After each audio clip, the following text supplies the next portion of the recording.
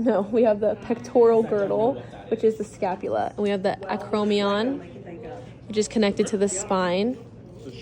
And we have the supraspinous fossa and the infraspinous fossa. Supra above, infra below. Then we have the coracoid process. And then in here we have the subscapular fossa. Didn't answer this one. And then this is the glenoid cavity.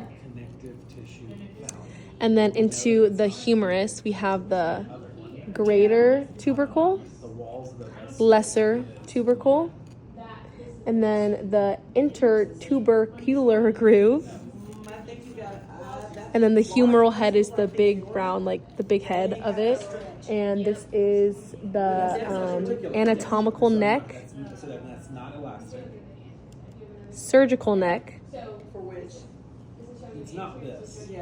deltoid tuberosity. And then we have the medial epicondyle, which is more medial to the body. And then the lateral epicondyle, which is more lateral to the body. Then we have the olecranon fossa, which is seen on the posterior side, and it's that little indentation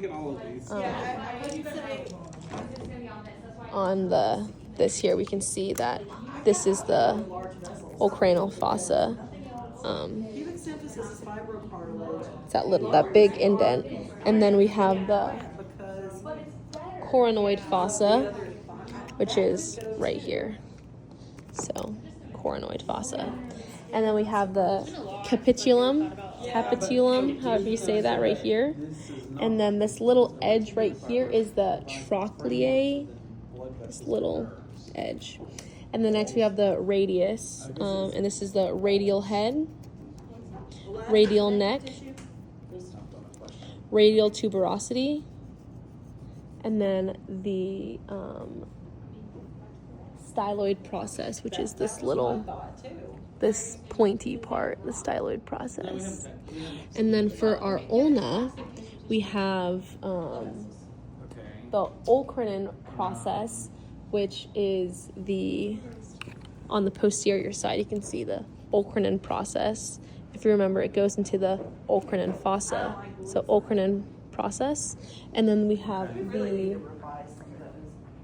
coronoid process, which is right here. And then the trochlear notch, you can't really see it because the humerus is in the way, but the trochlear notch is this of the ulna, and it sits right there. And then we have the ulnar head, which is, if you look here, it's the more flat part. And then the styloid process, again, is that pointy one. So styloid process, pointy, and then the head is the flatter side. And then for our hand bones,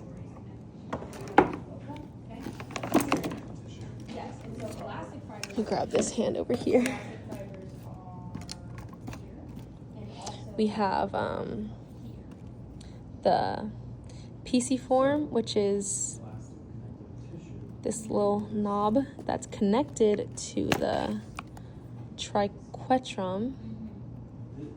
Then the lunate, scaphoid, trapezium, trapezoid, capitate, hamate. Back to the triquetrum, which has the pisiform on. And then these are the metacarpals. Which is something totally different. Elastic metacarpals. tissue. And then our phalanges are these. That allow things and to be we have the proximal, being heavy. So it is your walls middle, of large vessels like the aorta, distal, and in the lungs, because the lungs have to expand and contract.